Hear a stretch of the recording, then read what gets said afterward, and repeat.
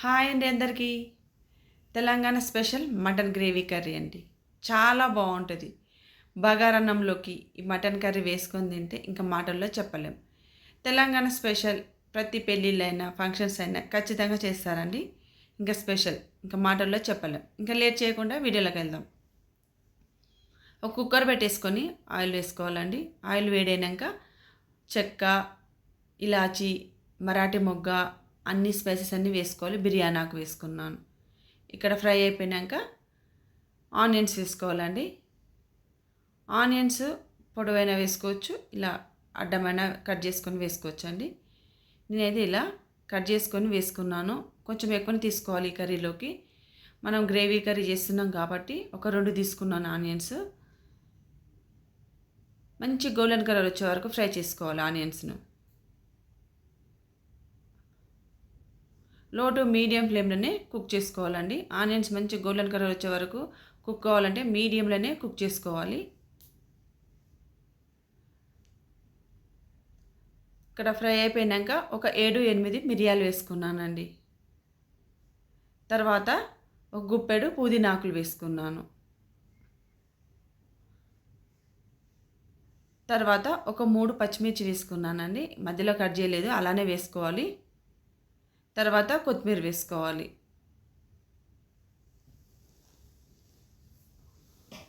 ఇలా ఫ్రై కావాలి. మనకు మంచి గోల్డెన్ కలర్ వచ్చే వరకు లో టు మీడియం ఫ్లేమ్లోనే కుక్ చేసుకోవాలండి.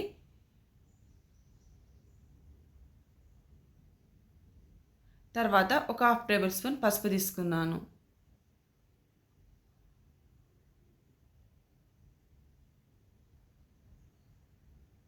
తర్వాత ఫ్రెష్గా దంచుకున్న అల్లం వెల్లుల్లి పేస్ట్ వేసుకోవాలండి. మనం ఏ కర్రీస్కైనా నాన్ వెజ్ కర్రీస్కు రెగ్యులర్గా చేసుకునే వాటికి కాదు, కానీ నాన్ వెజ్ కర్రీస్కి అయితే ఖచ్చితంగా మనం దంచి వేసుకుంటే ఆ టేస్టే చాలా బాగుంటుందండి. ఇక్కడ అల్లం వేయగానే మంచి గుమగుమలాడుతుంటుంది మనకి. అల్లం పేస్ట్ వేయగానే మంచి వాసన వస్తుంటుంది. మన కిచెన్ అంతా మంచి వాసనతో నిండిపోద్ది. ఇక్కడ అల్లం వెల్లుల్లి పేస్ట్ మంచిగా ఫ్రై అయిపోయాక ఇప్పుడు మటన్ వేసుకోవాలి. నేనైతే ఒక 1/2 కేజీ మటన్తో చేస్తున్నాను. అమ్మ వాళ్ళ ఇంటికి వచ్చానండి, వరంగల్కి వచ్చాను నేను. ఖచ్చితంగా వరంగల్కి వస్తే బగారన్నం మటన్ కర్రీతోనైతే ఖచ్చితంగా తింటానండి. అమ్మ చేస్తుంది, చాలా బాగుంటుంది. ఇలా మనం మటన్ని వేసుకున్నాక ఒక 4 నిమిషాలు మనం కుక్ చేసుకోవాలండి. మూత పెట్టేసుకొని, మూత పెట్టడం అంటే డైరెక్ట్ పెట్టడం కాదు, జస్ట్ అలా పెట్టుకొని కుక్ చేసుకోవాలి. ఇక్కడ కుక్ అయిందో లేదో ఒకసారి చెక్ చేసుకోవాలండి. చూడండి, కొంచెం ఆయిల్లో మనకు మంచిగా గోల్తేనే బాగుంటుంది. మరొకసారి నేను మళ్ళీ మూత పెట్టేశాను. మరొక 2-3 నిమిషాలు కుక్ చేసుకున్నానండి. ఇప్పుడు కుక్ అయిపోయాక ఇప్పుడు కారం వేసుకోవాలి. ఒక 4 టేబుల్ స్పూన్ కారం తీసుకున్నాను.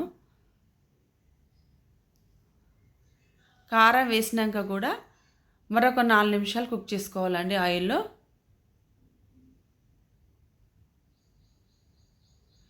ఇప్పుడు మూత పెట్టేసుకోవాలండి. చూడండి, ఇప్పుడు మంచిగా చక్కగా కుక్ అయింది కదా. ఇప్పుడు వాటర్ వేసుకోవాలి. మనకు ఎంత కావాలంటే అంత వాటర్ వేసి తీసుకోవాలండి. వాటర్ వేసుకున్నాక ఒకసారి ఇలా కలుపుకొని మూత పెట్టేసుకోవాలి. నేను 3 విజిల్ పెట్టానండి. 3 విజిల్లకు స్టవ్ ఆఫ్ చేసేసుకున్నాను. చూడండి, ఇలా చిక్కగా గ్రేవీ ఉంటే మనకు కొంచెం టైం పడుతుంది మళ్ళీ దగ్గర రావడానికి. ఇప్పుడు రుచికి తగినంత సాల్టు, ధనియా పౌడర్ వేసుకున్నాను. తర్వాత గరం మసాలా వేసుకున్నాను అండి. క్లిప్ మిస్ అయింది. నేను ఒక ప్యాన్లోకి జీడిపప్పు, గరం మసాలా,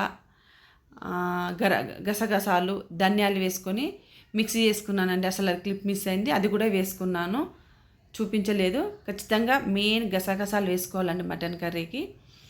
ధనియాలు, జీడిపప్పు వేసాను, పేస్ట్ చేసుకొని మామూలుగా వేసేసుకోవడమే అండి.